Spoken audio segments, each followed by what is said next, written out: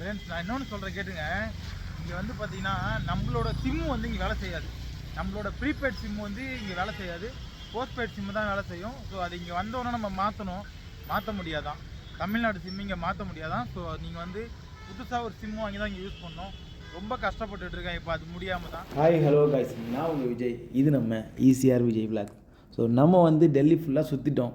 அடுத்து எங்கே போகலாம் அப்படின்னு யோசிச்சுட்டு இருக்கும்போது காஷ்மீரில் கிளைமேட் நல்லா இருக்குது அப்படின்னு எல்லோரும் பேசிகிட்டு இருந்தாங்க. ஸோ அடுத்து வந்து நம்ம ஒரு பஸ்ஸை பார்த்தோம். பஸ்ஸுக்கு வந்து ஒரு 1800 கேட்டாங்க. ஃபைனலாக 1500 பேசணும். பேசிவிட்டு ஓகே, ஏன்னா இங்கேருந்து ட்ரெயின் கிடையாதான், பஸ்ஸு தானே. சரி பஸ்ஸுக்குள்ளே போய் பார்த்தோம். நல்லா நீட்டாக க்ளீனாக இருந்துச்சு. ஓகே, நம்ம நல்லா தூங்கிட்டு போகலாம், அதுக்கு இந்த பஸ் தான் கரெக்டுன்னு சூஸ் பண்ணேன். அதுக்கப்புறம் அதில் பஸ்ஸில் ஏறியாச்சு. ஸோ கொஞ்சம் தூரம் ட்ராவல் பண்ணதுக்கப்புறம் ஒரு ஸ்டாப் போட்டாங்க. அந்த ஸ்டாப்பில் பார்த்திங்கன்னா சாப்பாடு என்ன கிடைக்கணும் எல்லாமே சாப்பிட்டாங்க. பட் நம்மளுக்கு ட்ராவல் டைமில் இந்த ஃபுட்டு செட் ஆகாதுன்னு ஒரு சாண்ட்விச்சும் ஒரு பப்ஸும் வாங்கினேன். ஸோ வாங்கிட்டு அப்படியே நான் ட்ராவல் பண்ணி போயிட்டுருந்தேன். அதுக்கப்புறம் பார்த்திங்கன்னா ரொம்ப நேரமாக வந்து தூங்கிட்டேன்.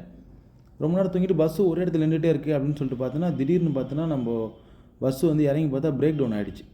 ஸோ என்னடா இது, என்ன பண்ணுறதுன்னு சொல்லிட்டு அங்கே இருக்க எல்லாருமே பார்த்தோன்னா இறங்கி அடுத்தடுத்து வேறு வண்டியை பிடிச்சி போகிறாங்க. எல்லாருக்கும் அவங்க லாங்குவேஜ் தெரியுது போல இருக்குது. ஸோ பேசிட்டு போகிறான், நம்மளுக்கு தெரியல. அதுக்கப்புறம் நம்மளுக்கு தெரிஞ்ச இங்கிலீஷில் பேசி ஒரு கேபை பேசி இங்கே பிரேக் டவுன் ஆனோன்னா இவங்கெலாம் கொஞ்சம் நல்லதாக போச்சு. இவனுக்கு என்ன பண்ணுறானுங்கன்னா நம்மளுக்கு தான் சாக்குன்னு சொல்லிட்டு இஷ்டத்துக்கு ரேட்டு கேட்குறது. ஒருத்த வந்து என்ன பண்ணுறான்னா 1500 கேட்டான். இங்கேருந்து இந்த கட்ராலேருந்து ஸ்ரீநகர் போகிறதுக்கு. ஸ்ரீநகர்லேருந்து தான் பார்த்திங்கன்னா காஷ்மீர் பக்கம். ஸோ ஸ்ரீநகர் தான் போவோம். நான் அதை வந்து ஃபஸ்ட்டு ஒருத்தன் 1500 கேட்டான். அப்புறம் வந்து அவனுக்குள்ளேயே வாக்குவாதம் ஆகிட்டு நான் இல்லை வேணவே வேணாம், நான் பஸ்ஸில் போய்க்கிறேன் அப்படின்னு சொன்னேன். ஏன்னா நான் யூடியூப்பில் பார்த்து வச்சுருந்தேன், இந்த மாதிரி இங்கேருந்து இவ்வளோ தூரம் எவ்வளோ ஆகும் அப்படின்னு நான் பார்த்து வச்சுருந்தேன். சரின்னு சொல்லிட்டு நம்ம பஸ் ஏதாவது வெயிட் பண்ணி கூட பஸ்ஸில் போய் நான் இன்னும் அர்ஜென்ட் இருக்குது அப்படின்னு சொல்லிட்டு நானும் பார்த்தேன். அதுக்கப்புறம் இன்னொருத்தர் வந்து 1000 ரூபா கொடுங்க அப்படின்னு கேட்டார். நை அப்படின்னு சொன்னேன். அப்புறம் வந்து இன்னொருத்தர் வந்து 700 கொடுங்கண்ணா. ஓகே 700. ஏன்னா நான் பார்த்ததுலேயே வந்து கேப்லேயே வந்து நார்மல் அந்த வண்டியிலே 400 கேட்குறாங்க, 500 கேட்குறாங்கன்னு. 200 தானே எக்ஸ்ட்ரா அப்படின்னு சொல்லிட்டு நான் கேபில் ஓகே சொல்லிட்டேன். காரில் போயிடலாம் அப்படின்னு சொல்லிட்டு ஓகே சொல்லிட்டேன். ஏன்னா மழை பெய்யுது, நம்ம வேறு எதெல்லாம் போனாலும் நல்லா இருக்காது, மழை பெய்யுது. அதனால் நான் இதிலே ஒத்துக்கினேன். ஸோ இங்கே ஏதாவது வந்தீங்கன்னா கேப்லாம் இப்போ இது பண்ணும்போது ரேட்டு எவ்வளோ நீங்கள் அடித்து பேச முடியுமோ அவ்வளோ அடித்து பேசுங்க. ஏன்னா ரேட்டு எவ்வளோக்கு எவ்வளோ அடித்து பேசுகிறீங்களோ அவ்வளோக்கு எவ்வளோ நல்லது, சரிங்களா? ஏன்னா அது நீங்கள் இல்லைன்னா ஏமாந்துருவீங்க, அவ்வளோதான். இத்தனைக்கும் நீங்கள் வந்து இந்த லாங்குவேஜ் தெரியல, உங்களுக்கு ஹிந்தி தெரியல அப்படின்னா நீங்கள் ரொம்ப கஷ்டப்பட்டுருவீங்க, பார்த்துங்க. நம்ம வந்த நேரமாக என்னான்னு தெரியல, இங்கே ஃபுல்லாக மழை, ஃபுல்லாக வந்து இந்த மலை சரிவு. சரிங்களா? நம்ம போக வேண்டிய ரோடு பார்த்திங்கன்னா மொத்தமாக 245 கிலோமீட்ரு. கிட்டத்தட்ட வந்து ஒரு 5 ஹவர்ஸ் ஆகணும் நார்மல் ரோடாக இருக்கும்போது. இப்போது இந்த மாதிரி வந்து ஃபுல்லாக ரோடு ஒன் வே ஆக்கிட்டாங்க. நிறைய டனல்லாம் கிராஸ் பண்ணி போகணும். ஸோ மலை சரிவு ஏற்பட்டதுனால நம்ம கிட்டத்தட்ட வந்து 9 ஹவர்ஸ் கிட்ட ட்ராவல் பண்ணோம். 9 to 10 ஹவர்ஸ் ட்ராவல் பண்ணோம். பட் ஆனால் போகிற வழியெல்லாம் பார்த்திங்கன்னா அந்த லொக்கேஷன் வியூஸ்லாம் நல்லா சூப்பராக இருந்துச்சு.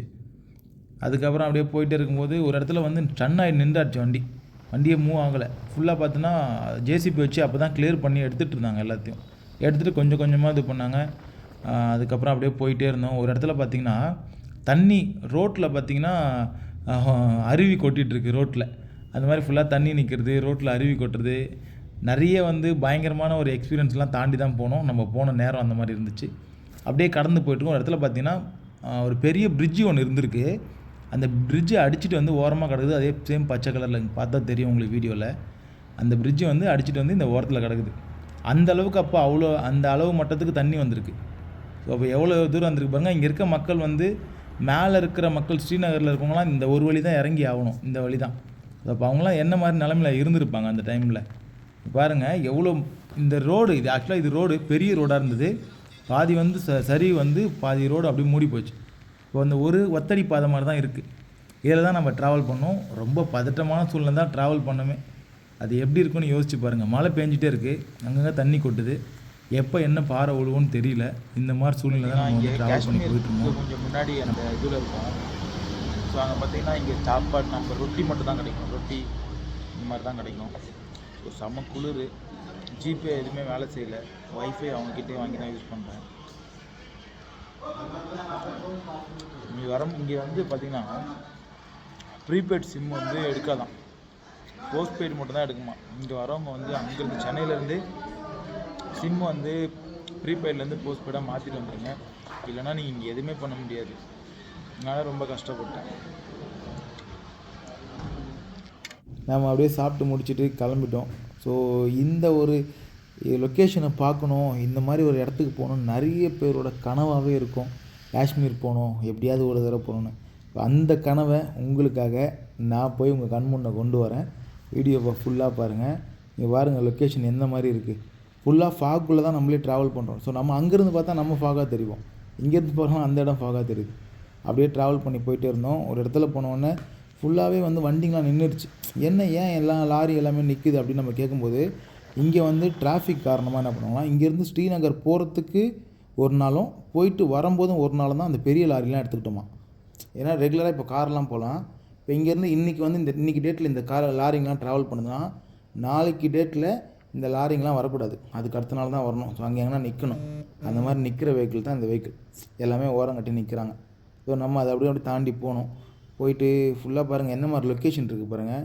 நம்ம போன நேரம் மழை, அதனால் அப்படியே ட்ராவல் பண்ணி போகணும். டிராஃபிக் அந்த மாதிரி டிராஃபிக்குங்க. பட் ஆனால் இந்த கிளைமேட்டுக்கு அந்த டிராஃபிக்கோட அந்த பொல்யூஷன் நம்மளுக்கு பெருசாக தெரியல. வண்டிங்க நின்றுட்டு ஓடிக்கிட்டே இருக்குது. பட் இதே சென்னைக்குள்ளேயும் இல்லை வேறு ஏதாவது இடத்துலலாம் பார்த்திங்கன்னா வெயில் அந்த பொல்யூஷனில் நம்மளால் நிற்கவே முடியாது. இங்கே அப்படி இல்லை. பட் ஆல்மோஸ்ட் வந்து அந்த குளிருக்காக கொஞ்சம் நம்மளுக்கு பெருசாக தெரியல. ஆனால் ட்ராவல் டைம் ரொம்ப தூரம் எடுத்துக்கிச்சு. ரொம்ப நேரம் நம்ம போயிட்டே இருக்க மாதிரி இருந்துச்சு. பாருங்கள் எப்படி இருக்குது. இந்த அப்படியே ஃபுல்லாக ஃபாக் தான். நம்ம அடுத்து முன்னாடி பார்த்தோன்னா முன்னாடி ஃபாகாக இருக்குல்ல, அவங்க அங்கேருந்து பார்த்தோன்னா நம்ம தெரிய மாட்டோம். அந்த மாதிரி தான் இருந்துச்சு கிளைமேட். இன்னும் மேலே போக பயங்கரமாக இருந்துச்சு. வீடியோவை அப்படியே கண்டினியூவாக பார்த்துட்டே இருந்தேன். ஃபால்ஸ் வந்து எங்கே பார்த்துருப்போம் சொல்லுங்கள்? டேம் கிட்ட பார்த்துருப்போம், இல்லை ஃபாரஸ்ட்டுக்குள்ளே பார்த்துருப்போம். இங்கே பாருங்க ரோட்டில் வந்து மழை வந்து இத்தனை நாள் தொடர்ந்து மழை பெஞ்சிருக்கு நம்ம வரத்துக்கு முன்னாடி. அதனால் பார்த்திங்கன்னா ஃபுல்லாகவே வந்து ரோட்லலாம் ஃபால்ஸு, அங்கங்கே பாறைகள் விழுந்து கிடக்கிறது. எவ்வளோ பாறை விழுந்துருக்கு பாருங்கள். இந்த மாதிரி ஒரு பதட்டமான சூழ்நிலை தான் நம்ம ட்ராவல் பண்ணோம். எப்படி இருக்குன்னு பாருங்கள். நீங்கள் இந்த இடத்துல தான் என்ன பண்ணியிருப்பீங்க? அதுவும் நான் தனியாக போகிறேன். தனியானா நம்ம கூட யாரும் வரல. ஸோ நம்ம போகிற கேபில் நம்மளுக்கு மொழி தெரியாதவங்க வராங்க, நம்ம தமிழ் தெரியாதவங்க. பட் அப்படியே ட்ராவல் பண்ணோம். பயங்கரமாக இருந்துச்சு ட்ராவலிங். இந்த மாதிரி ட்ராவல் பண்ணணும்னு லைஃப் டைம் ரொம்ப நாள் ஆசை. ஸோ அப்படியே ஒரு தடவை பார்த்தோம். ஃபுல்லாக ஃபாக் தான். நம்ம மேலே போக அடுத்து இந்த கீழே லெஃப்ட் சைட்லலாம் பெரிய பள்ளம், அதில் என்ன இருக்குன்னே தெரியல. பட் இங்கே ஓட்டுறவங்கலாம் தனியாக ஒரு ஸ்கில் வேணும். இங்கே ட்ரைவ் பண்ணுறவங்களாம் பாருங்கள், ஒன்றுமே தெரியல. கொஞ்சம் தூரத்துக்கு அப்புறம் என்ன இருக்குன்னே தெரியல. பட் அவங்களாம் இங்கே ஓட்டிகிட்ருக்காங்க வண்டிங்களை. ஸோ ஃபுல்லாக பாறைலாம் விழுந்து இப்படியே நம்ம ரொம்ப தூரம் ட்ராவல் பண்ணோம். முக்கியமான விஷயம் சொல்லணும், மொத்தம் வந்து நம்ம வந்து கட்ரா டு ஸ்ரீநகர் போகிறதுக்கு இங்கே வந்து மொத்தம் 13 டனல்ஸ் இருக்குது. ஸோ 13 டனலுமே உண்மையிலே வந்து ஒரு மலைக்கு இந்த பக்கத்துலேருந்து அந்த பக்கம் போகிறதுக்கு டனல் போட்டிருக்காங்க. மலையை வந்து உடச்சி எடுக்காமல் டனல் போட்டிருக்காங்க. இந்த பக்கத்தில் அந்த பக்கம் போனோன்னா நம்ம வந்து இந்த டனலுக்குள்ளே தான் போகணும். டனலுக்குள்ளே நெட்வொர்க் கிடையாது.